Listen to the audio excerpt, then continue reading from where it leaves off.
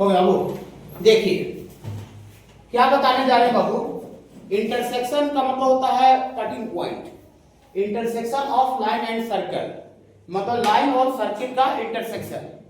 आपको एक बात हम बताते हैं बाबू कि अगर दो कर्व को हम सॉल्व करते हैं, सॉल्व करना मतलब दोनों का हेल्प से अगर हम लोग एक्स और वाई का वैल्यू निकालते हैं तो दो कर्व को सॉल्व करने से बाबू उसका पॉइंट ऑफ इंटरसेक्शन आता है। जैसे हम लोग दो लाइन को सॉल्व करते थे, दो लाइन को सॉल्व करते थे तो उसका पॉइंट ऑफ इंटरसेक्शन आता था कि नहीं। अगर सपोज करते एक सर्किल दे रहे और एक लाइन दे रहे और सर्किल और लाइन के इक्वेशन को हम सॉल्व करें, सॉल्व करने का मतलब होता है कि दोनों के माध्यम से, दोनों के हेल्प से एक्स और वाई का वैल्यू निकालें। तो हम दो कर्व को बाबू कहीं भी सॉल्व करेंगे तो उसका क्या आएगा बाबू, पॉइंट ऑफ इंटरसेक्शन। तो हम यहाँ पर क्या पढ़ने जा रहे हैं बाबू कि कोई लाइन का आपको इक्वेशन दिया हुआ है, ये लाइन का इक्वेशन दिया हुआ है y बराबर mx प्लस c, और ये कोई सर्किल का भी इक्वेशन दिया हुआ है स्टैंडर्ड फॉर्म में, x का स्क्वायर प्लस y का स्क्वायर बराबर a स्क्वायर। सर्किल का इक्वेशन दिया हुआ है और लाइन का इक्वेशन दिया हुआ है। ये लाइन इस सर्किल को कब टच करेगा, कब कट करेगा, कब टच और कट नहीं करेगा। तो ये हम पिछले दिन बता दिए थे एक्चुअल में, ठीक है ना, उसी को दूसरे मेथड से हम कर दे रहे हैं, ठीक है। ऐसा बताए थे कि हम लोग बाबू ये सेंटर से इस पॉइंट लाइन का परपेंडिकुलर दूरी निकाली, सीपी दूरी। सीपी दूरी अगर सीपी दूरी रेडियस से बड़ा हो जाए, सीपी दूरी रेडियस से ज्यादा हो जाती जो लाइन है उस सर्किल को टच और कट नहीं करेगा। अगर सीपी दूरी रेडियस के बराबर आ जाए तो जो लाइन जो है वो सर्किल को टच कर जाएगा। ऐसा बोले थे बाबू, थोड़ा सा वो वाला बोर्ड पर बताए थे, ठीक है ना। हाँ, और ये अगर सीपी दूरी रेडियस से छोटा हो जाए तो जो लाइन है वो सर्किल को कट कर देगा। ये तो तरीका बताया थे, ठीक है बाबू। हाँ, इसी को बाबू दूसरे तरीका से भी हम निकाल सकते हैं। हम बाबू क्या करते हैं, घबराइएगा नहीं, ठीक है, थोड़ा टेंशन टाइप का हो सकता है लेकिन चिंता नहीं करना है। दोनों तरीका से हम बता देते हैं। हम बाबू ये लाइन और सर्किल का पॉइंट ऑफ इंटरसेक्शन निकालते हैं, ठीक है, पॉइंट ऑफ इंटरसेक्शन। तो बाबू पॉइंट ऑफ इंटरसेक्शन निकालने के लिए हम लोग इस लाइन को इक्वेशन को 1 बोल देते हैं और इस सर्किल के इक्वेशन को 2 बोल देते हैं। तो हम लोग बाबू इक्वेशन 1 लाइन का है और इक्वेशन 2 सर्किल का है। हम दोनों को सॉल्व करते हैं, सॉल्विंग 1 एंड 2। घबराइएगा नहीं, खाली कोई दिक्कत होगा तुरंत एट ए टाइम पूछ लीजिएगा, पूछने के लिए आप कुछ भी फ्री हैं, ठीक है। सॉल्व बोलिए कैसे सॉल्व कीजिएगा सर, कुछ नहीं, y का वैल्यू तो डायरेक्ट इसमें निकला हुआ ही है, y का वैल्यू यहाँ से जो निकला हुआ है ना उसको सर्किल के इक्वेशन में पुट कर देते हैं। ऐसा ही सॉल्व होता है कि एक जगह से x है y निकाल के अब अगला जगह डाल के सिंगल वेरिएबल में लेके आ जाते हैं, सॉल्व होता है उसी तरह से। सॉल्व मतलब x का वैल्यू आएगा, ओके बाबू। हाँ, इसमें पुट कर देते हैं, पुट कर देते हैं बाबू y बराबर mx प्लस c इन कहां बाबू, इन सर्किल का इक्वेशन। सर्किल के इक्वेशन का मतलब दूसरा बाबू ये 2 में, तो 2 में डाल दीजिएगा तो दियर फॉर 2 क्या बन जाएगा, 2 बन जाएगा बाबू आपका x का स्क्वायर प्लस y का स्क्वायर नहीं लिखेंगे, y के जगह पर लिखेंगे बाबू mx प्लस c का होल स्क्वायर और इतना बराबर a स्क्वायर तो कांस्टेंट है बाबू। सॉल्व कर रहे हैं दोनों इक्वेशन को, ठीक है। हाँ देखिए इसको थोड़ा सा आगे बढ़ाते हैं, x का स्क्वायर a प्लस b का होल स्क्वायर कीजिएगा तो a स्क्वायर, इसको बाबू प्लस b स्क्वायर, c का स्क्वायर प्लस 2ab तो 2mcx ना बाबू, हाँ 2abc और a स्क्वायर इधर तक चला गया तो माइनस a स्क्वायर बराबर 0। घबराइएगा नहीं, ये दोनों से x स्क्वायर कॉमन निकाल लीजिए, यहाँ 1 प्लस m का स्क्वायर और ex वाला टर्म अकेला वाला लिखिए 2mcx और कांस्टेंट वाला तो लिखिए वाला कांस्टेंट है यहाँ c स्क्वायर और माइनस a स्क्वायर बराबर 0। ये आपको आ गया, देखिए घबराइएगा नहीं। आपको पूरा का पूरा हम क्वाड्रेटिक इक्वेशन पढ़ा चुके हैं। क्वाड्रेटिक इक्वेशन का डिजाइन होता है x square plus bx plus c बराबर 0। ये x का स्क्वायर होता है, एक टर्म x का लीनियर होता है और लास्ट वाला टर्म कांस्टेंट होता है। यहाँ देखिए x का स्क्वायर है और बगल में x स्क्वायर के साथ जो कांस्टेंट गुना रहता है कोफिशिएंट उसको हम लोग a बोलते हैं, a। तो x का स्क्वायर भी है, x का पावर 1 लीनियर भी टर्म है x का, और ये दोनों जो मिला के c square minus a square वो कांस्टेंट में गिनती होगा, कांस्टेंट। तो ये जो इक्वेशन जो आया ये क्वाड्रेटिक इक्वेशन आया इन किसमें बाबू, x में। बोलिए सर क्वाड्रेटिक इक्वेशन क्यों आया, ठीक है ना, इसलिए आया क्योंकि हम लाइन और सर्किल को पॉइंट ऑफ इंटरसेक्शन, अगर लाइन और सर्किल अगर कट करेगा तो कई पॉइंट पर कट करेगा, 2 पॉइंट पर। तो 2 पॉइंट में x का एक वैल्यू यहाँ आना चाहिए और अगला x का वैल्यू यहाँ होना चाहिए। तो क्वाड्रेटिक आएगा तब x का 2 वैल्यू आएगा और लीनियर आता तो x का एक वैल्यू आता। तो लाइन कोई लाइन सर्किल को एक पॉइंट पर कभी कट कर सकता है बाबू? का लाइन का लेंथ थोड़ी होता है ना सर, ऐसे लाइन बनाइए यहीं तक लाइन रखिए ना सर, नहीं, लाइन का कोई लेंथ नहीं पढ़ाए हैं, लेंथ ऑफ लाइन कहीं है नहीं, लाइन लाइन होता है, चाहे छोटा लाइन रहे चाहे बड़ा लाइन, लाइन सेम होगा। इस लाइन ये पूरा ऊपर से नीचे तक खींचेगा सेम, एक ही लाइन को रिप्रेजेंट करेगा ये, है ना। तो जब भी लाइन जो है वो सर्किल को कट अगर करेगा तो कितना पॉइंट पर कट करेगा? 2 पॉइंट पर कट करेगा। अब 2 पॉइंट पर अगर कट करेगा तो x का यहां से कै गो वैल्यू निकलेगा? 2 गो निकलेगा बाबू, काहे क्वाड्रेटिक है तो क्वाड्रेटिक है तो x का कै गो वैल्यू निकलेगा बाबू? 2। घबराइएगा नहीं, काहे क्वाड्रेटिक का है इसका मतलब समझ गए, क्योंकि लाइन अगर सर्किल को कट करेगा तो ऑलवेज कितना पॉइंट पर कट करेगा बाबू? 2 पॉइंट पर। तो 2 पॉइंट पर तो क्वाड्रेटिक आवेगा तभी ना x का 2 गो वैल्यू आवेगा। हां तो देखिए केस लिखते हैं, case 1 if line cut the circle at a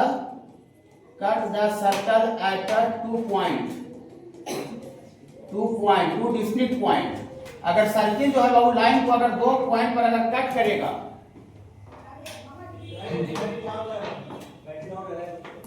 circle जो है बाबू अगर लाइन जो है वो सर्किल को अगर 2 पॉइंट पर अगर कट करेगा बाबू तो x का 2 को वैल्यू रियल आवेगा और डिस्टिंक्ट अलग अलग आवेगा।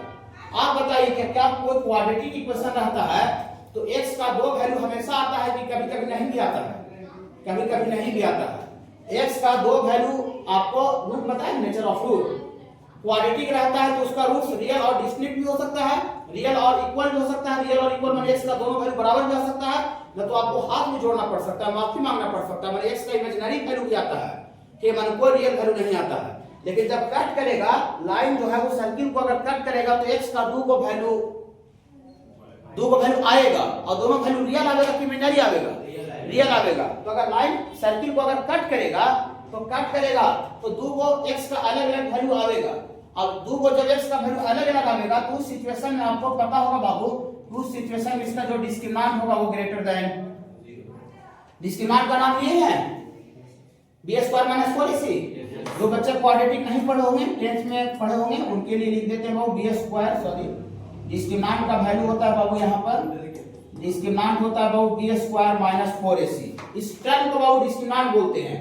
और अगर इस डिस्क्रिमिनेंट b² - 4ac अगर ग्रेटर देन 0 हो जाए तो x का 2 को वैल्यू रियल और डिस्टिंक्ट होता है, अलग अलग आता है। तो अगर ये लाइन जो है सर्किल को अगर कट करेगा तो x का 2 को वैल्यू अलग अलग आएगा, डिफरेंट आएगा और रियल आएगा। तो रियल और डिफरेंट आएगा तो इस क्वाड्रेटिक का जो डिस्क्रिमिनेंट होना चाहिए, विवेचन जिसको बोलते हैं, वो ग्रेटर देन 0 आना चाहिए। क्या बाबू? ठीक है। हाँ, और डिस्क्रिमिनेंट का वैल्यू क्या होता है बाबू? b² - 4ac। b बोलते हैं किसको है? x का कोफिशिएंट को b बोलते हैं। यहां तक कि मतलब नहीं, x का कोफिशिएंट को b बोलते हैं। तो x का कोफिशिएंट कितना है बाबू? 2mc। तो x का कोफिशिएंट है बाबू 2mc b² और -4a। a क्या होता है बाबू? e वाला a हुआ है बाबू x² का कोफिशिएंट 1 + m², 4ac। c पूरा ही वाला बाबू, तो c के जगह पर c² - a² ग्रेटर देन 0। इसको तोड़ दीजिए तो ये 4m² c² और -4 ये दोनों गुना कर दीजिए तो 1 में c² से गुना होगा c², 1 में -a² से गुना होगा -a², ये दोनों गुना होगा बाबू तो प्लस m² c² और यहाँ गुना होगा बाबू -m² a², आई ग्रेटर देन 0। फिर 4 और गुना कर दीजिए तो 4m² c² -4 c² और प्लस 4a² और -4m² c² और plus 4m² a² greater than 0। कुछ कटता है, ये वाला कट देगा, ये कटेगा बाबू। हाँ, 4 देखिए सब टर्म में, तो 4 कॉमन निकल उधर चल जाएगा, तो उधर चल जाएगा बाबू। तो यहाँ से आ जाएगा बाबू, ये दोनों में से a² कॉमन निकाल लीजिए, 4a²। तो 4a² कॉमन निकाल जाते हैं, 1 बचेगा और वहाँ 4a² निकल जाएगा बाबू तो m² बचेगा। आई -4c² उधर चल जाएगा तो उधर, सॉरी उधर जाके बाबू ये 4c² उधर चल जाके क्या हो जाएगा बाबू? पॉजिटिव हो जाएगा 4c²। तो 4 बाबू क्या होगा बाबू? कैंसिल हो गया। तो c² का वैल्यू, c² छोटा है कि c² बड़ा है? c² मुंह बंद है, देखिए मुंह बंद है तो c² छोटा है, इसका मतलब देयरफॉर c² छोटा है। c² छोटा है किससे? a² × 1 प्लस ये जो आया बाबू ये जो आया वो condition for cut the line at two distinct point, मतलब दो पॉइंट अलग अलग पर लाइन अगर कट करेगा तो उसका ये कंडीशन आ गया कि सी स्क्वायर का वैल्यू छोटा होगा a square into 1 plus M square के बराबर। घबराइए नहीं, रुक जाइए एक मिनट, देखिए खाली दिक्कत हो तो तुरंत पूछ दीजिए। ऐसा भी हो सकता है बाबू की जो लाइन है उस सर्किल को क्या कर दे बाबू, जो लाइन है उस सर्किल को एक पॉइंट पर टच कर दे, एक पॉइंट पर टच कर दे। तो जब लाइन सर्किल को एक पॉइंट पर टच करेगा तो सॉल्व तो ऐसा ही होगा, सॉल्व करने का तरीका यही होगा, लेकिन जो क्वाड्रेटिक जो आ रहा है वो उस जब टच करेगा तो इस क्वाड्रेटिक का जो x का जो वैल्यू आएगा दो को अलग अलग नहीं आएगा, काहे कि एक ही पॉइंट पर टच करा तो उसका सॉल्यूशन तो एक ही पॉइंट आएगा। तो एक पॉइंट पर सॉल्यूशन आएगा तो इस क्वाड्रेटिक का जो डिस्क्रिमिनेंट है वो इक्वल टू 0 आएगा। d बराबर 0 आता है तो दोनों रूट्स बराबर आते हैं बाबू, क्वाड्रेटिक पूरा पढ़ा दिए हैं। तो सॉल्व तो ऐसा ही होगा, लेकिन जब लाइन टच करेगा सर्किल को तो दो को x का अलग अलग वैल्यू नहीं आएगा, दोनों वैल्यू एक ही आएगा, बराबर आएगा। क्या बाबू? हाँ, तो जब टच करेगा जो लाइन जो है सर्किल को टच करेगा तो इस क्वाड्रेटिक का जो डिस्क्रिमिनेंट है जिसको विवेचक बोलते हैं वो इक्वल टू 0 होगा। सॉल्व करेंगे तो x का जो वैल्यू आएगा दोनों वैल्यू सेम आएगा, इक्वल आएगा। सारे बच्चे समझ पा रहे थोड़ा थोड़ा? हाँ, घबराइए नहीं। देखिए लिखते हैं, if line touches the circle को टच करेगा तो देन तब discriminant of quadratic equation d बराबर 0, सारे बच्चे समझ रहे हैं ना? दोनों वैल्यू एक ही जगह पर आएगा, वो टच करेगा तो अलग अलग नहीं, एक ही पॉइंट पे मिलेगा x का वैल्यू। तो d बराबर 0 करेंगे तो डिस्क्रिमिनेंट से सब तो ऐसा ही निकलेगा, सब कुछ ऐसा ही निकलेगा, लेकिन ये खाली जो यहाँ पर जो ग्रेड जो इक्वालिटी का जो साइन था यहाँ पर खाली d इक्वल का साइन आ जाएगा, सब डिस्क्रिमिनेंट ऐसा ही निकलेगा। तो खाली इक्वल का साइन आ जाएगा, तो इक्वल का साइन आ जाएगा तो क्या आ जाएगा बाबू? देन सी स्क्वायर बराबर a square into 1 plus M square. थोड़ा सा समझ पा रहे हैं?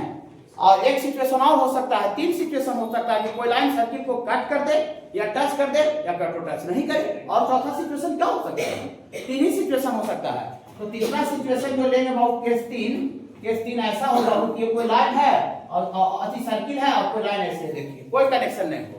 जब कोई कनेक्शन ही नहीं होगा तो दोनों को सॉल्व करेंगे तो कॉमन पॉइंट आएगा, कॉमन पॉइंट नहीं आने के मतलब सॉल्यूशन नहीं आएगा, कोई सॉल्यूशन नहीं। मतलब हम सॉल्व जो किए क्वाड्रेटिक जो लाइन है सॉल्व करके, लाइन और सर्किल को सॉल्व करके जो क्वाड्रेटिक लाइन है जब टच और कट नहीं करेगा तो उसमें x का कोई वैल्यू नहीं आएगा, कट करने पर x का वैल्यू आता है, कॉमन पॉइंट जिसको बोलते हैं, पॉइंट ऑफ इंटरसेक्शन को कॉमन पॉइंट बोलते हैं। और ये दोनों में कोई कनेक्शन ही नहीं हो रहा है, तो कनेक्शन नहीं हो रहा है इसका मतलब इस क्वाड्रेटिक इक्वेशन का कोई रूट नहीं होगा। सारे बच्चे समझ पा रहे हैं? हाँ, तो लिखते हैं, देखिए इसको दो तरीका से हम लोग करेंगे, ठीक है? इसका सब क्वेश्चन बनाने में काम आएगा, किसी भी तरह का क्वेश्चन आएगा तो आप उसको काम कर लीजिएगा। देखिए ऐसा लिखते बाबू, if line does not cut और टच द सर्कल, माने सर्कल को न टच कर रहा है न कट कर रहा है, तो सॉल्यूशन तो ऐसा ही हुआ, लेकिन सॉल्यूशन करने के बाद जो क्वाड्रेटिक आ रहा है उसमें x का कोई वैल्यू नहीं आएगा, दोनों कोई कनेक्शन ही नहीं हुआ तो सॉल्यूशन कहां से आएगा? दो लाइन आपस में, दो कर्व आपस में कट करता है चाहे टच करता है तब उसका सॉल्यूशन आता है मैथमेटिक्स में। फिर बाबू हाँ, इस केस में इसका जो डिस्क्रिमिनेंट है क्वाड्रेटिक का वो क्या होगा बाबू? Less than 0। तो लेस देन 0 होगा तो इसी का थ्योरी का खाली उल्टा हो जाएगा, तो उल्टा हो जाएगा बाबू, यहाँ से क्या हो जाएगा बाबू? यहाँ से उसी का उल्टा हो जाएगा, ठीक है? सब सही डिस्क्रिमिनेंट निकलेगा, ये पूरा डिटेल्स निकाल के बताए, काट के बताए, बाकी बाबू अदर में उतना जरूरत नहीं है, सब उसी तरह से होगा। इसका मतलब दिया फॉर खाली सी स्क्वायर, जो लेस था यहाँ पर वो ग्रेटर हो जाएगा बाबू a square into 1 plus. It is condition for line does not cut और touch, c square greater than a square into 1 plus M square.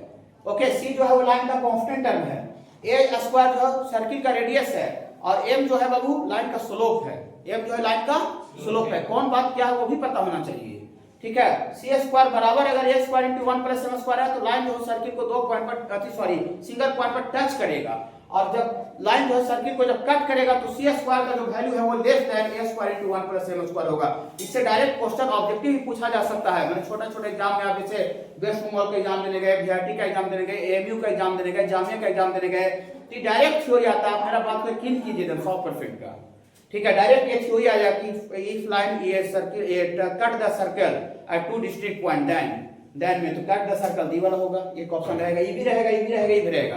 अब एक और रहेगा नन ऑफ दी, तो आपको याद रहेगा ये वाला होता है तो डायरेक्ट कर दीजिएगा। ऑब्जेक्टिव क्वेश्चन याद रखिएगा ना पॉइंट को। हाँ ये बाबू आपको remember for objective question. Subjective question तो काम आगे करेगा, लेकिन ऑब्जेक्टिव में डायरेक्ट आपको पूछेगा। एक मिनट रुक जाइए, अभी नहीं लिखिएगा। ये सॉल्व कैसे किस समझ में आया? एक जगह से y का वैल्यू एक जगह अगर सर्किल में डाल के क्वाड्रेटिक आ गया, वहां से हम लोग एनालिसिस कर लिए। आप जरा देखिए, रुक जाइएगा। जितना अच्छा से बहुत थ्योरी डिस्कस किया जाएगा उतना आपको क्वेश्चन खुद से बनेगा, और ऊपर ऊपर खाली फॉर्मूला लिखवा देंगे तो ये क्वेश्चन नहीं बनेगा। ठीक है, हाँ देखिए बोर्ड वाला खाली क्वेश्चन बना सकते हो ऑब्जेक्टिव टाइप का, ठीक है। देखिए सेकेंड मेथड से ऐसा है, देखिए ये आपको लाइन ऐसा दिया हुआ था, y बराबर mx प्लस सी, और सर्कल बाबू ये दिया हुआ है x का स्क्वायर प्लस y का स्क्वायर बराबर a स्क्वायर। ये स्टैंडर्ड सर्किल है। इस स्टैंडर्ड सर्किल का थोड़ा सा सेंटर गुनगुनाइएगा, क्या होता है 0 0 स्टैंडर्ड सर्किल, और इसका थोड़ा सा रेडियस गुनगुनाइएगा। रेडियस a है, a का स्क्वायर है तो a स्क्वायर है, ओके बाबू a हो जाएगा रेडियस। रुक जाइएगा, हम लोग पहला केस लेते हैं बाबू कि इफ ये जो लाइन है, लाइन y बराबर mx plus C, cut the circle at 2 point, 2 distinct point पर सर्किल को अगर कट करेगा, बोलिए तो बता ही नहीं, सर दोबारा क्यों बता रहे बाबू। देखिए ये है, पिछले दिन जो थ्योरी बताई थी वाला बोर्ड पर, यहाँ पे अगर ये सर्किल को अगर लाइन अगर सर्किल को कट कर दिया तो सेंटर से इस लाइन का जो परपेंडिकुलर दूरी होगा वो रेडियस से छोटा होगा। बताया था कि नहीं? दूसरा पेज में ये वाला बोर्ड पर लिखे थे, इसको कॉपी में नहीं लिखवाए थे, यहीं का दे देता है बाबू। हाँ उस तरीका से निकाल सकते हैं। देखिए तो अगर लाइन सर्किल को अगर कट कर दिया तो देन सीपी का जो दूरी होगा सेंटर और पॉइंट, सेंटर ऑफ लाइन का जो परपेंडिकुलर दूरी होगा सीपी दूरी ये छोटा होगा, छोटा होगा, मैंने वो बंद रहेगा, ये छोटा होगा। किससे छोटा होगा बाबू? रेडियस से। रेडियस से सर्किल का ए है बाबू, तो छोटा होगा। इसमें को डॉट रहा क्या? कोई संदेह किसी को रहा? अच्छा लगा? चलिए ठीक लगा।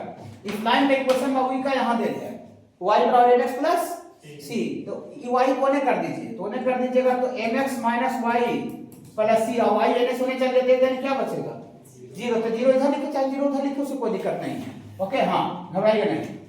सीपी दूरी सी का कोऑर्डिनेट है, सेंटर का कोऑर्डिनेट 0 0, स्टैंडर्ड सर्किल था। पॉइंट का कोऑर्डिनेट 0 0 पता है, ऑफलाइन का इक्वेशन भी पता है। तो जब हम स्ट्रेट लाइन आपको पढ़ा रहे थे तो किसी पॉइंट से किसी लाइन का परपेंडिकुलर दूरी पढ़ाए हैं आप लोग से, आप पूछे भी थे, अच्छा जवाब आप लोग दे रहे थे बाबू फार्मूला में। फिर अभी सर्किल पढ़ा देंगे पूरा, तो सर्किल का पूछेंगे फिर से 100 रुपया देंगे, ठीक है। हाँ सर्किल और पेयर ऑफ स्ट्रेट लाइन मुझसे पूछेंगे। ऐसा कुछ बच्चे अभी थोड़ा ज्वाइन किए हैं तो उनके लिए थोड़ा लिख देते हैं। किसी पॉइंट का किसी लाइन का परपेंडिकुलर दूरी होता है बाबू, ये लाइन का इक्वेशन आपको पता था, सी बराबर 0। कोई बोल सकते हैं? इस पॉइंट को इस लाइन में पुट कर देते हैं, याद होगा बाबू ऐसे करके, a alpha plus b beta plus c का मॉडुलस। फार्मूला जब जुबान पर रहना चाहिए बाबू मैथ बनाने के लिए, ठीक है ना। तो जब आपका गाड़ी जब स्टॉप हो जाएगा, बट x का कोफिशिएंट का स्क्वायर, y का कोफिशिएंट का स्क्वायर। अभी ज्यादा दिन हुआ नहीं है, पिछले दिन तो स्ट्रेट लाइन का पराजय घटा है क्या बाबू। चलिए यहाँ पॉइंट का सेंटर का 0 0 कोऑर्डिनेट पता, और जिस लाइन से दूरी निकालो उस लाइन का इक्वेशन भी दिया हुआ है, तो हम सीपी दूरी निकाल सकते हैं इस फार्मूला से।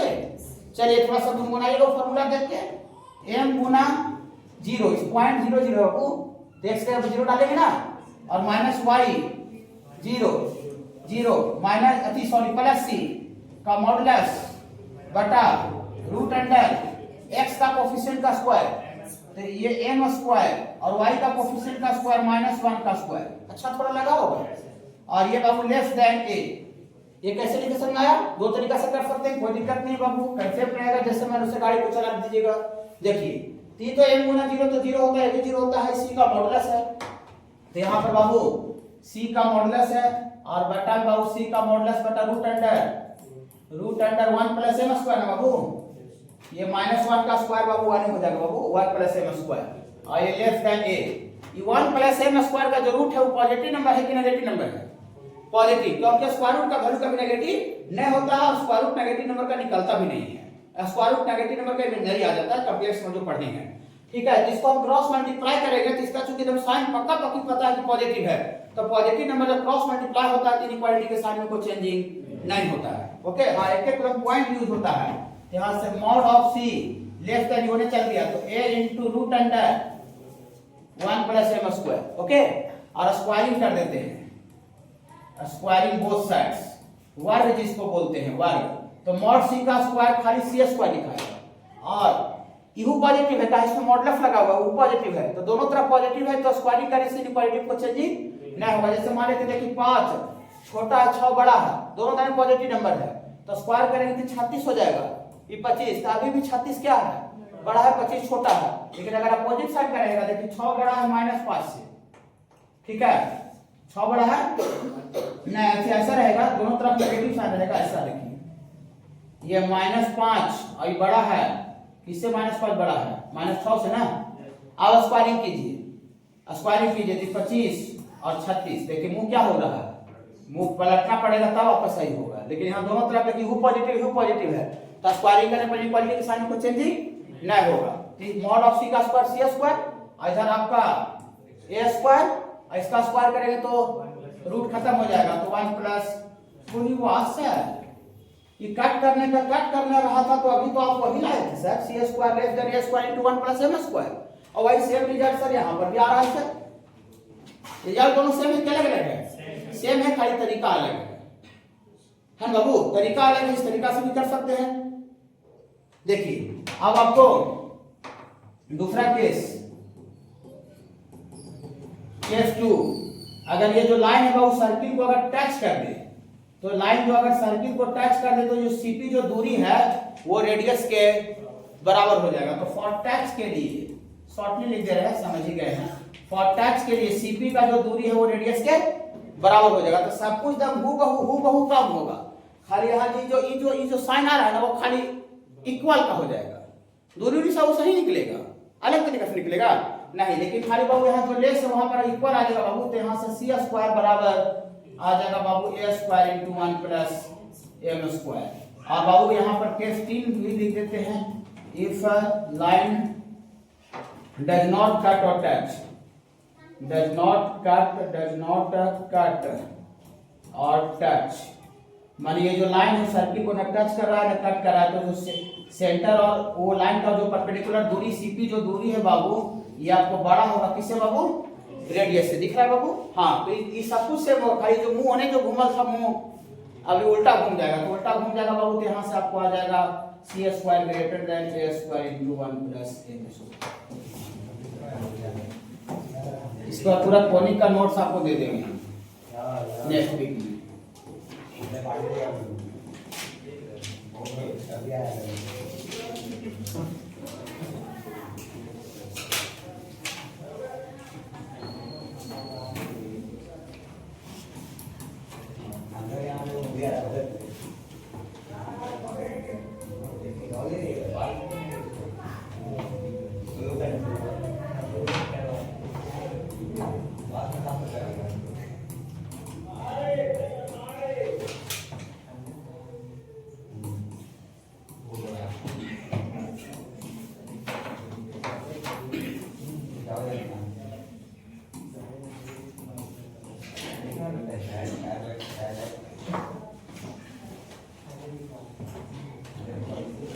इधर हो गया बाबू, हाँ मेथड 2 वो समझ गए, असाइनमेंट भी है वहां से अपना कर लीजिएगा, ठीक है, उसका आवश्यकता नहीं, असाइनमेंट में है, नोट्स में दिया हुआ है।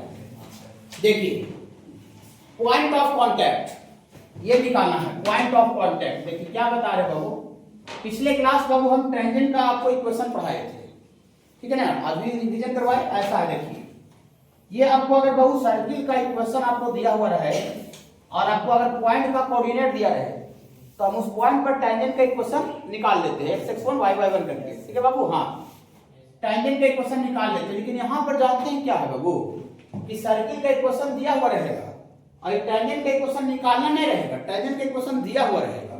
टेंजेंट का इक्वेशन सपोज करता है, ऐसा दे रहे हैं, सपोज कर रहे हैं 4x + 3y = 2, ऐसा दे रहे हैं, स्ट्रेट लाइन का इक्वेशन है, x और y लीनियर। तो सर्किल का इक्वेशन दिया हुआ है और ये टेंजेंट का इक्वेशन निकालना नहीं है, टेंजेंट का इक्वेशन दिया हुआ है, गिवन है, ये गिवन है, गिवन का मतलब दिया हुआ है।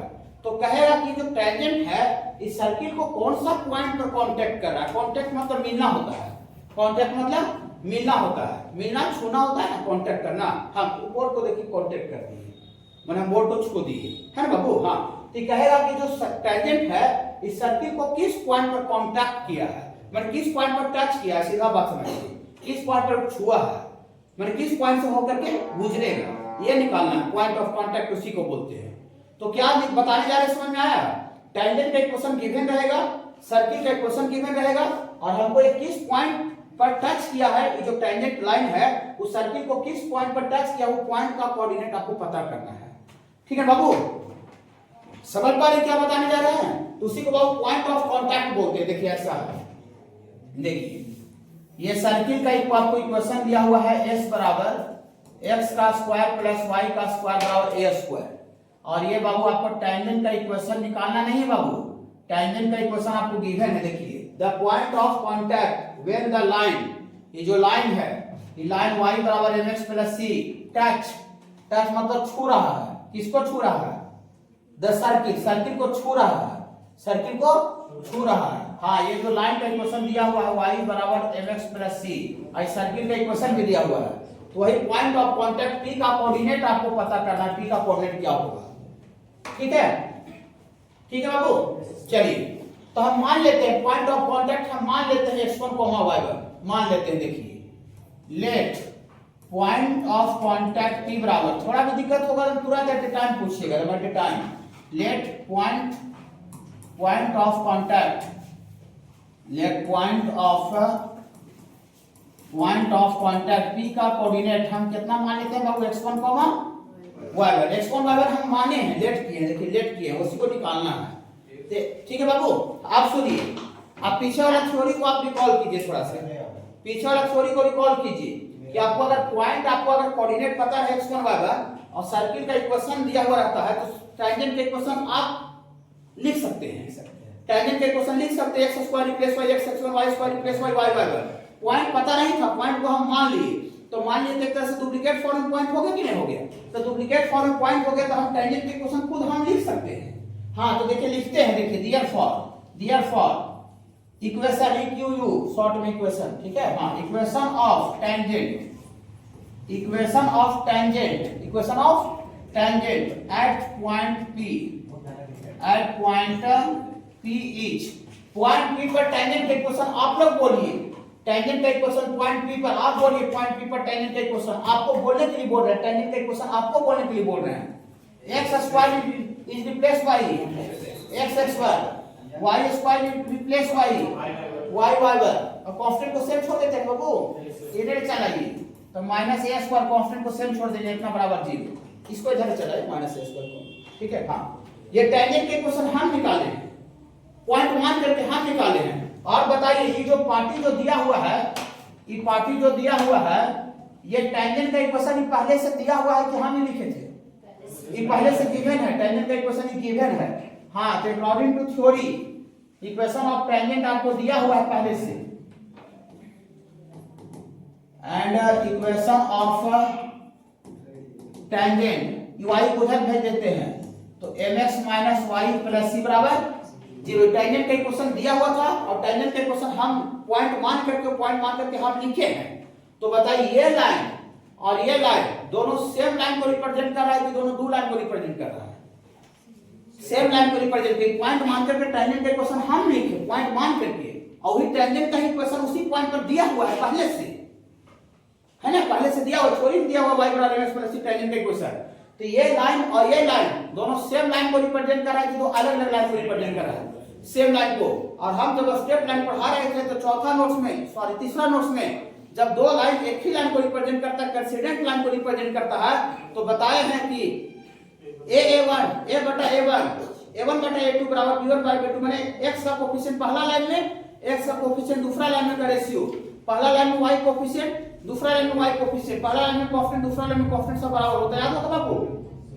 और नहीं है कभी देख सकते हैं। तो ये दोनों का दोनों लाइन बाबू सेम लाइन को रिप्रेजेंट कर रहा है, अलग लाइन को रिप्रेजेंट नहीं कर रहा है। तो दोनों जब सेम ही लाइन को रिप्रेजेंट कर रहा है तो स्ट्रेट लाइन का बाबू हम लोग थोड़ा सा थ्योरी अप्लाई करने जा रहे हैं, ठीक है। हाँ, स्ट्रेट लाइन पूरा सब जगह आएगा, ठीक है। देखिए तो लिखेंगे एंड ये लाइन 1 मान लेते हैं।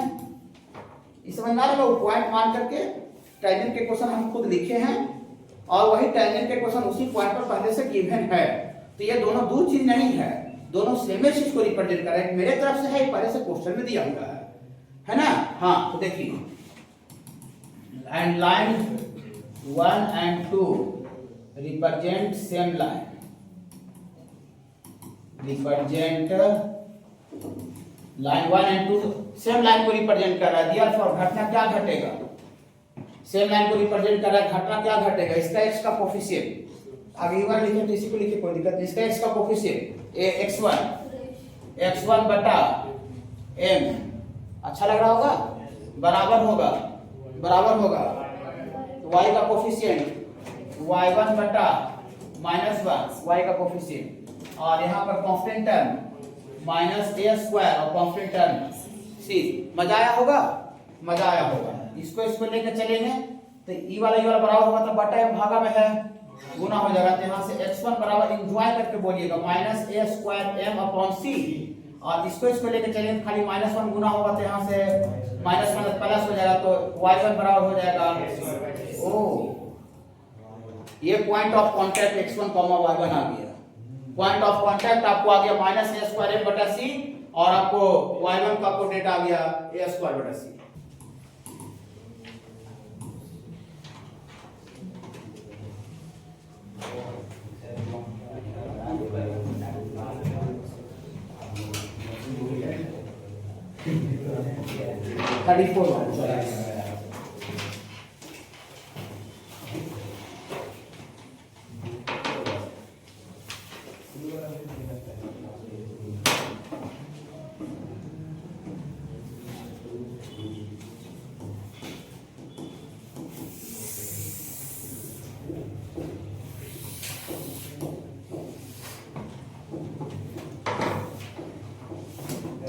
थ्योरी लिखिए बाबू। देखिए 34 नंबर क्वेश्चन क्या कह रहा है बाबू, आसान क्वेश्चन है, ठीक है। प्रूफ करना है, साबित करना है कि ये जो लाइन जो है इस सर्किल को टच करेगा। सबसे पहला, ये जो लाइन है सर्किल को टच करेगा।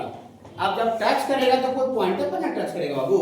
कोई भी लाइन जो है सर्किल को बाबू किसी एक सिंगल पॉइंट पर टच करता है बाबू, तो सबसे पहले साबित करना है कि जो लाइन है सर्किल को टच करेगा, सबसे पहला बात। और फिर आपको कह रहा है कि कौन सा पॉइंट पर टच करेगा, पॉइंट ऑफ कांटेक्ट निकालिए, जो हम बता रहे थे। तो जिसमें दो क्वेश्चन हो गया। एक पहला क्वेश्चन है कि आपको दिया हुआ नहीं कि टच कर रहा है, उसको साबित दिखाना है।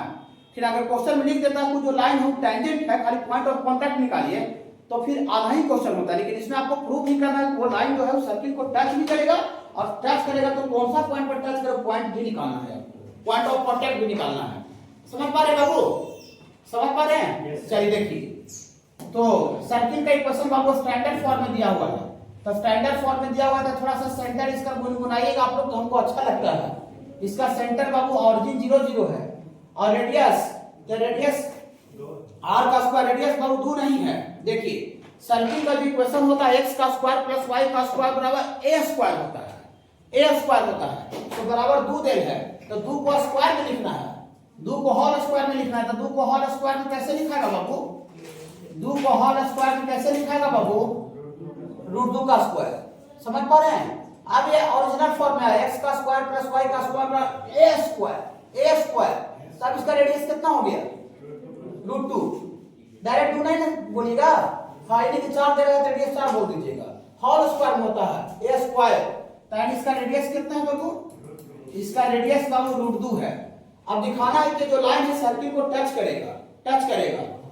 अगर हम सेंटर से इस लाइन का परपेंडिकुलर दूरी निकाले, सीपी दूरी, सेंटर से उस लाइन का परपेंडिकुलर दूरी निकाले, और परपेंडिकुलर दूरी अगर रेडियस के इक्वल आ जाए, जो बता रहे थे वाला पेज में, ठीक है, पिछले दिन बताए थे ये वाला पेज में। अगर हम सेंटर से इस लाइन का दूरी निकाले और अगर वो रेडियस के बराबर आ जाए, तो हमको समझने में देर नहीं लगता है वो जो लाइन है वो सर्किल को टच कर रहा है। क्या बाबू कहीं भी आपको लाइन को दिखाना है कि टच करेगा कि कट करेगा, टच और कट नहीं, तो सेंटर से उस लाइन का परपेंडिकुलर दूरी निकालिए।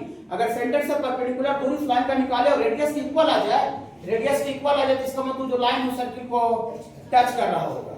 क्या बाबू, चलिए देखिए, तो सेंटर से उस लाइन का दूरी निकालिए, सीपी दूरी निकालते हैं, ठीक है। नाउ देखिए, ये लाइन का इक्वेशन ऐसे लिख दीजिए, y को उधर भेज दीजिए, तो x माइनस वाई प्लस 2 बराबर 0 ना बाबू।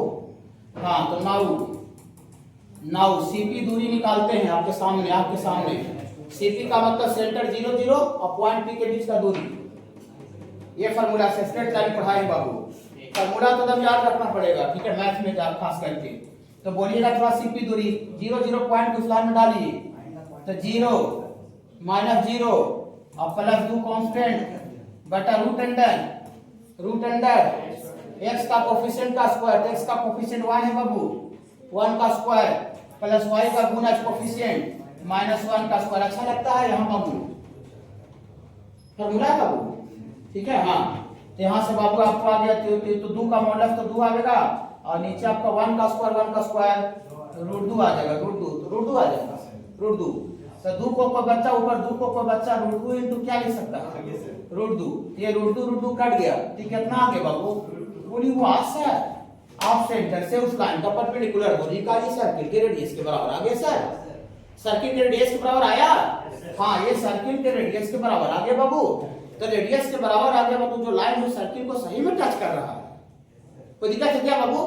नहीं दिक्कत होगा तुरंत पूछिएगा, यहाँ नहीं पूछते हैं, छुट्टी हो तुरंत वहां से अपना ऑफिस में कंसेप्ट क्लियर करते हुए घर पर चल जाइए, ठीक है बाबू। मन में आपको कुछ ही बात दबा के नहीं जाना है, ठीक है। हाँ तो इसका मतलब आगे रेडियस के बराबर, इसका मतलब दियर फॉर ये जो लाइन है x माइनस वाई प्लस 2 बराबर 0 इतना touches the circle, touches the circle. ये प्रूफ हो गया, पहला पार्ट हो गया। अब दूसरा पार्ट कौन सा पॉइंट पर कांटेक्ट कर रहा है, कौन सा पॉइंट पर टच कर रहा है, वो पॉइंट निकालना, पॉइंट ऑफ कांटेक्ट निकालना है। तो हम फार्मूला का यूज थोड़ा सा नहीं करते, उसमें बहुत माने आप कंफ्यूज हो जाइएगा। हम जो मतलब प्रूफ किए ना जो थ्योरी को सही कर देते हैं, बस 1 मिनट का फासला होगा, उससे ज्यादा नहीं। हम पॉइंट ऑफ कांटेक्ट P का कोऑर्डिनेट x1 y1 मानते हैं, माने देखिए लेट करते हैं, लेट पॉइंट P का कोऑर्डिनेट क्या मानिए बाबू, x1 y1। अब x1 y1 पॉइंट जब पता चल गया, सर्किल का इक्वेशन भी पता था, तो क्या अब पॉइंट अगर पता है, सर्किल का इक्वेशन भी पता है, तो क्या टेंजेंट का इक्वेशन आप लिख सकते हैं, पिछला दिन वाला कंसेप्ट से लिख सकते हैं। हाँ तो देयरफॉर इक्वेशन ऑफ टेंजेंट आप लिखिए। हाँ equation of tangent, equation of tangent थोड़ा सा गुनगुनाइएगा तो हमको अच्छा लगता है आपका गुनगुनाहट सुन के। x square is replace by x square. जितना पढ़ाई हो बाबू डेली एक अच्छा रूटीन से पढ़िए, 12th में भी आप पूरा भी 11th का जो बचा हुआ है फिर अच्छा हो जाएगा आपका। x square replace by x square, y square replace by y by 1, ये जो 2 है वो नहीं चल जाते हैं, कांस्टेंट को सेम छोड़ देते हैं, ठीक है बाबू। तो -2 बराबर जो टेंजेंट का इक्वेशन हम लिखे, और ये जो लाइन था वो सर्किट पर और कुछ नहीं, सर्किट पर टेंजेंसी तो है। हाँ तो ये वाला लाइन, ये वाला इसका ये वाला E1 और ये 2 लाइन 1 और लाइन 2 दोनों सेम लाइन को रिप्रेजेंट कर रहा है कि अलग अलग लाइन को रिप्रेजेंट कर रहा है, सेम लाइन। टेंजेंट हम निकाले पॉइंट मान करके, वो वाला लाइन पहले से टेंजेंट दिया हुआ है क्या बाबू। हाँ तो line 1 and 2, line 1 and 2 represent same line. जैसे थ्योरी प्रूफ किए ना वैसे हम क्वेश्चन बता देते हैं, उससे आपको ज्यादा फायदा रहेगा, ठीक है। तो 2 सेम लाइन को रिप्रेजेंट करता है तो स्ट्रेट लाइन का थोड़ा सा लॉजिक बोल दीजिएगा। पहला लाइन में x स्क्वायर का x का कोफिशिएंट 1, अगला लाइन में x का कोफिशिएंट x1 बराबर होगा इस लाइन में y का कोफिशिएंट -1, इस लाइन में y का कोफिशिएंट y1, इस लाइन में कांस्टेंट टर्म 2, इस लाइन में कांस्टेंट टर्म -2। अच्छा लग रहा होगा, अच्छा लग रहा है। 2 क्या हो सर कैंसिल हो गया, तो हम -1 आ गया, तो ये वाला हमको निकालना है। तो 1/x1 बराबर -1, ये वाला को वहां करते 1 को इधर कर देते हैं -1 को, यहाँ से x1 बराबर 1/-1 होता है। समझ पा रहे सारे बच्चे? फिर इसको लीजिएगा बाबू, ऑल्सो -1/y1 बराबर -1, ये आपको माइनस कर देगा बाबू, और डायरेक्ट ये वाला वहां आ गया, ये वाला यहाँ आ जाएगा, तो y1 बराबर बाबू आपका देखिए तो पॉइंट ऑफ कांटेक्ट -1, है आंसर देखिए तो 34 आंसर कुछ का गलत नहीं है, लेकिन इसको देखिए इसका आंसर नहीं है। 34 का लिख लीजिएगा, प्रूफ वाला था इसलिए वो एक पार्ट आंसर छोड़ दिया। समझ रहे ना, ऐसा होता है। देखिए देखिए देखिए बाबू, equation of tangent in parametric form, जब हम पहला नोट्स आपको पढ़ाए थे बाबू, तो हम पैरामीट्रिक फॉर्म में सर्किल का इक्वेशन पढ़े थे, x बराबर a cos थीटा और y बराबर a sin थीटा, याद होगा थोड़ा सा। और ये जो x और y जो था, ये पॉइंट का कोऑर्डिनेट होता था, पैरामीट्रिक पॉइंट होता था। पैरामीट्रिक पॉइंट माने थीटा के टर्म में। तो खाली हम लोग पैरामीट्रिक फॉर्म में टैंजेंट का इक्वेशन अगर लिखना है ना, तो x1 y1 पॉइंट के जगह पर, x1 के जगह पर पॉइंट पैरामीटर के फॉर्म में a cos थीटा लेना पड़ेगा, और y1 के जगह पर पैरामीटर के फॉर्म में a sin थीटा लेना पड़ेगा। ये पैरामीट्रिक पॉइंट लेना पड़ेगा थीटा के टर्म में। तो पॉइंट बाबू यहां लिखे हैं, equation of tangent to the circle this at point p। p का कोऑर्डिनेट x1 नहीं लिखेंगे, x1 के जगह पर यहां देखिए x कोऑर्डिनेट पैरामीटर के फॉर्म में थीटा के टर्म में, थीटा के टर्म में लिखेंगे a cos थीटा, और y कोऑर्डिनेट बोलिए a sin थीटा। ई वाला बाबू आपको x1 के जगह पर है, और ई वाला किसके जगह पर है बाबू, y1 के जगह पर। खाली थीटा के टर्म में, इसलिए इसको पैरामीट्रिक फॉर्म बोल रहे हैं। पैरामीटर माने वेरिएबल होता है, theta in terms of theta, या अल्फा भी रह सकता है वो जगह पर, थीटा यू से कुछ रह सकता है, सी भी रह सकता है। तो वही करेंगे, देखिए x square is replace by x square, तो खाली x1 के जगह पर parametric point a cos theta plus y square replace bye y1, तो y1 के जगह पर a sin थीटा, और इतना बराबर a स्क्वायर। समझ रहे ना? हाँ देखिए कोई दिक्कत बाबू? देखिए a इसमें भी है, a इसमें भी है, कॉमन निकाल लेंगे। तो a यहाँ कॉमन निकाल लेते हैं, तो x cos थीटा हो जाएगा, यहाँ से a कॉमन निकल जाएगा तो y sin थीटा, और इतना बराबर a स्क्वायर का मतलब होता है a स्क्वायर का मतलब होता है बाबू a गुना a। तो a क्या हुआ बाबू, कैंसिल हो गया, तो कैंसिल हो जाएगा बाबू। तो यहाँ से आपको आ जाएगा x cos theta plus y sin theta बराबर, ये अलग से याद नहीं रखना है, खाली बस पैरामीट्रिक पॉइंट x1 y1 के जगह पर parametric point a cos theta a sin theta लिया गया है, बस। ठीक है बाबू, उसको लिख लीजिए। हाँ देखिए, अब टैंजेंट का लंबाई बाबू बाहर से खिंचाएगा तब उसका लेंथ होगा, तो एक सिंगल पॉइंट पर खिंचाएगा तो फिर उसका लेंथ नहीं हो पाएगा। जैसे देखिए, ये सिंगल पॉइंट पर टैंजेंट खिंचाएगा, ये लाइन, इसका कोई लेंथ, लाइन का लेंथ थोड़ी होगा, ऐसे देखिए नहीं, ये तो इनफाइनाइट आगे से लेकर पीछे तक कितना दूर तक जा सकता है, लाइन तो सेम रहेगा। ठीक है, मतलब बाहर एक्सटीरियर पॉइंट से टैंजेंट ड्रॉ होगा ना, तब उसका लेंथ निकल पाएगा, टैंजेंट का लेंथ हो पाएगा। ओके, ऐसा देखिए एक्सटीरियर पॉइंट से खिंचाना चाहिए। तो ये बाबू x1, y1, तो बाहर से एक्सटीरियर पॉइंट से कितना टैंजेंट खींचा जा सकता है बाबू, दो टैंजेंट पिछले दिन बताए थे आपको, तो दो टैंजेंट बनाते हैं बाबू। देखिएगा,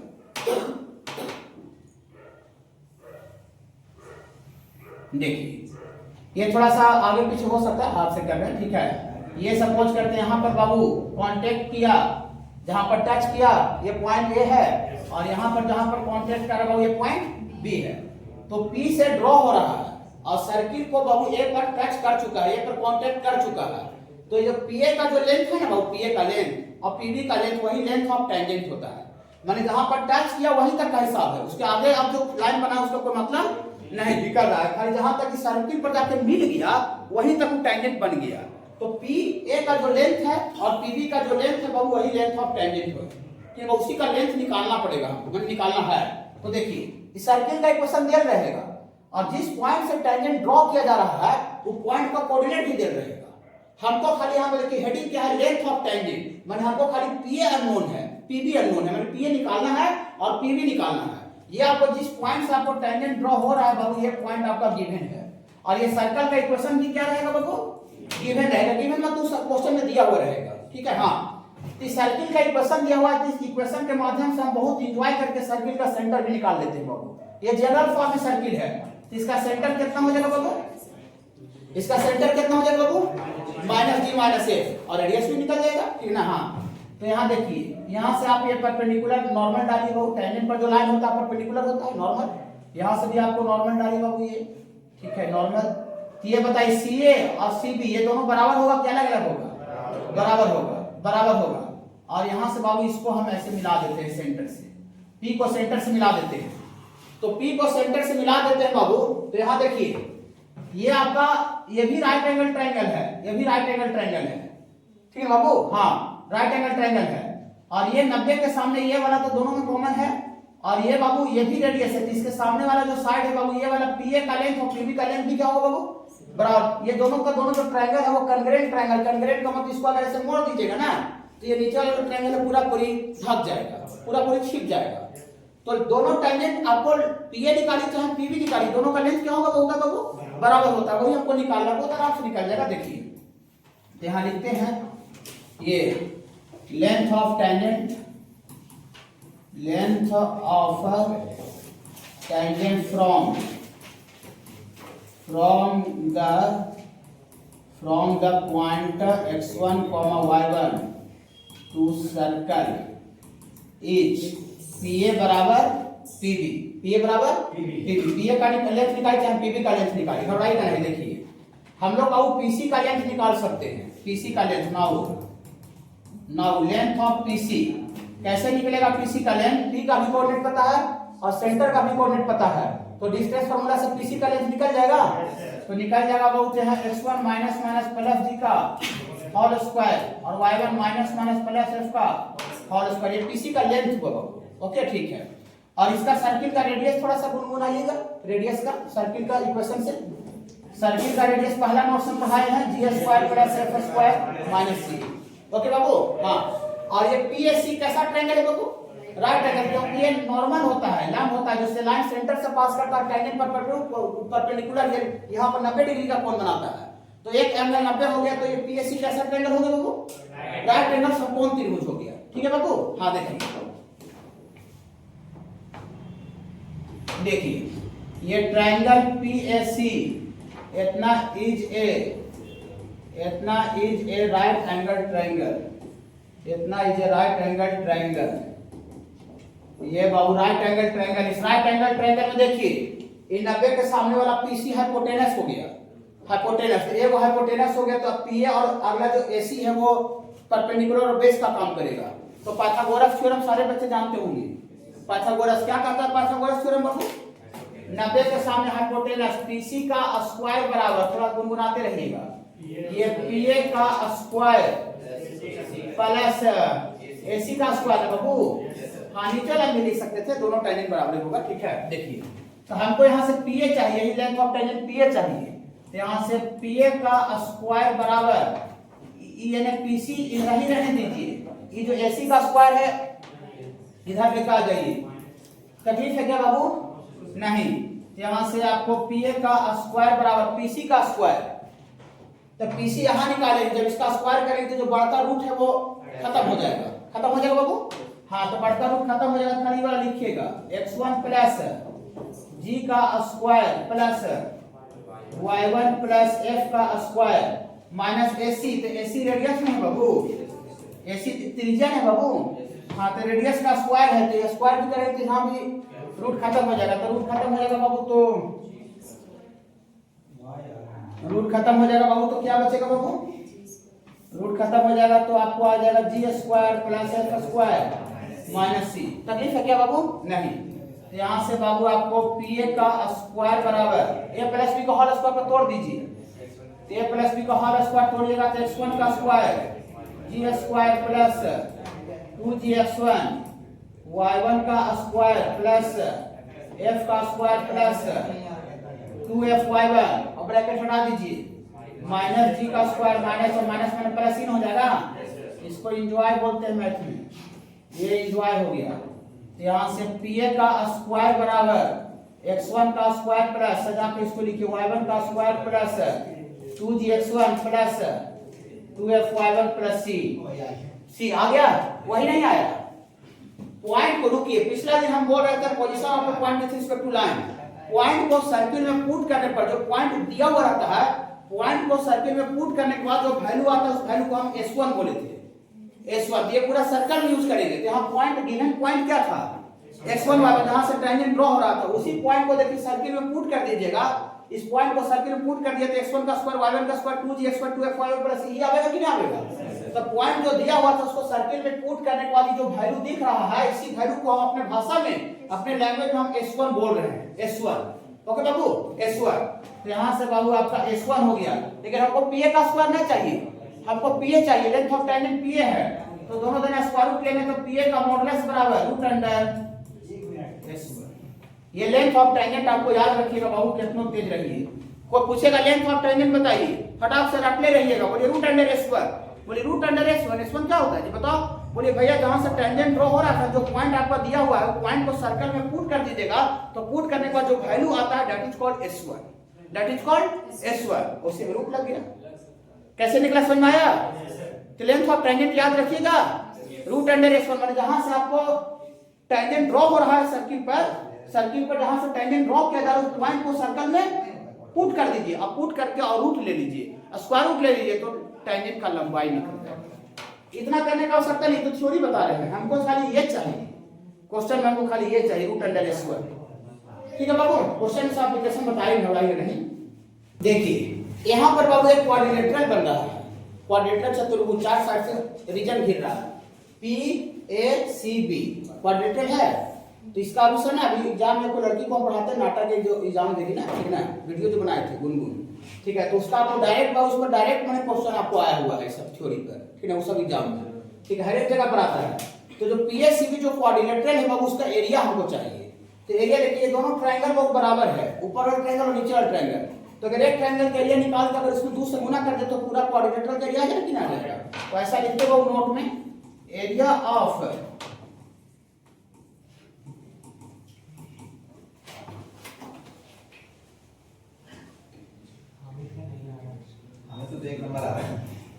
एरिया ऑफ क्वाड्रिलेटरल, ये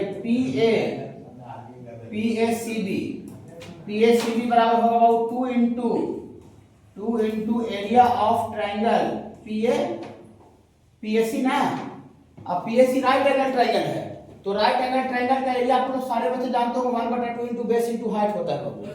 हाँ, इसका आपको बाबू लिखेंगे तो ये 2 इंटू एरिया ऑफ ट्रायंगल होता है बाबू, एरिया ऑफ ट्रायंगल होता है 1/2 इंटू बेस इंटू हाइट ना, तो बेस इंटू हाइट, तो बेस कितना है देखिए, बेस आपका बाबू PA है और हाइट बाबू आपका PC है, अति वाला AC है, तो है ना बाबू, ये आपका बेस इसका है बाबू आपका ये PA और इसका हाइट है बाबू आपका AC, ये 2 से 2 कट जाएगा। PA Babu length of tangent है, तो टेंजेंट का लेंथ निकाल चुके हैं, टेंजेंट का लेंथ निकाल चुके हैं, रूट अंडर S1 और AC रेडियस है, माने लेंथ ऑफ टेंजेंट में टेंजेंट का लंबाई में रेडियस से गुना कर देंगे, टेंजेंट का लंबाई में रेडियस से गुना कर देंगे बाबू, तो ये PACB क्वाड्रिलेटरल का एरिया आ जाएगा, ठीक है। तो इस पर बाबू भी क्वेश्चन आपको पूछा जाता है बाबू, ठीक है, इसे इंपॉर्टेंट पॉइंट में है।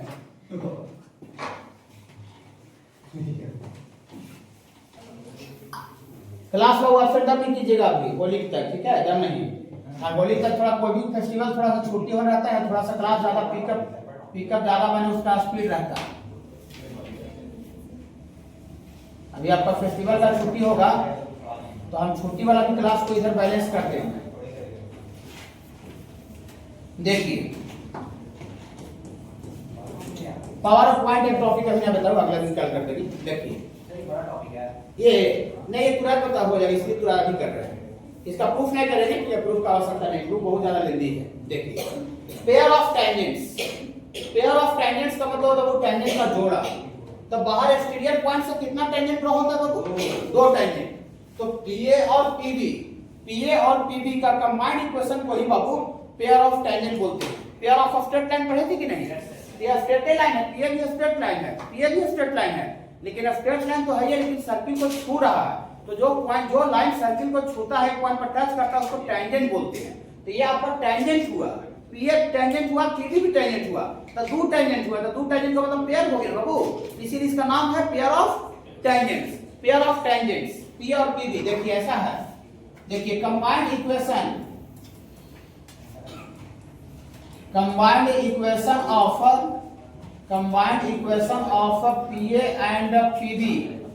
PA and PB is called a pair of tangent, इस सर्किल का इक्वेशन आपको दिया हुआ है S बराबर 0। हाँ, combined equation of P and PB is called pair of tangents and equation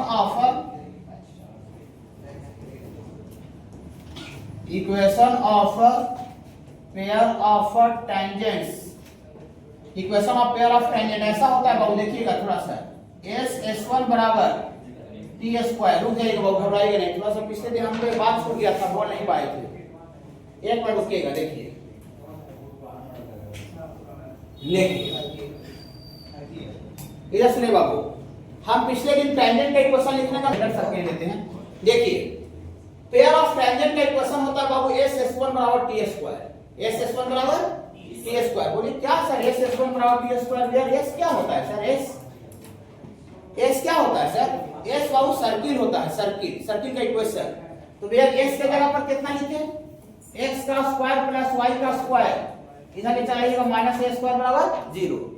बोलिए अच्छा x तो लिख दिए सर, S1 क्या होता है सर, S1 का मतलब बाबू समझना पड़ेगा कि जिस पॉइंट से टेंजेंट ड्रॉ हो रहा है, जो पॉइंट गिवन है, जो पॉइंट गिवन पॉइंट, उस गिवन पॉइंट को हम सर्किल के इक्वेशन में पुट कर देंगे, तो पुट करने के बाद जो वैल्यू आता है दैट इज कॉल्ड S1। अभी इधर ही बताए थे, ठीक है बाबू। तो S1 का क्या मतलब लिखिएगा बाबू, S1 का मतलब ये पॉइंट जहां से टेंजेंट ड्रॉ हो रहा है, जो गिवन पॉइंट है, गिवन पॉइंट को सर्कल में पुट कर दीजिए। तो पुट कीजिए x1 का स्क्वायर, पॉइंट पे हटा दिए, x1 का स्क्वायर प्लस y1 का स्क्वायर माइनस a स्क्वायर बराबर 0 ना लिखेंगे, s हो गया, s1 हो गया, एंड t अभी बोले t कैसे आता है बाबू, t x square replace bye t x square replace bye x1, y square replace bye y1, और कांस्टेंट को सेव छोड़ देंगे। तो पेयर ऑफ टेंजेंट का इक्वेशन होता है बाबू S1 बराबर टी स्क्वायर, S का मतलब सर्किल, S1 का मतलब पॉइंट जो दिया हुआ जहां से टेंजेंट ड्रॉ हो रहा है, उस पॉइंट को सर्कल में पुट करने का जो वैल्यू आएगा दैट इज कॉल्ड S1, और t का मतलब हम थोड़ा बोले t x square replace bye x1, y square replace bye y1, और कांस्टेंट को सेव छोड़ देंगे तो जो वैल्यू आएगा दैट इज कॉल्ड t।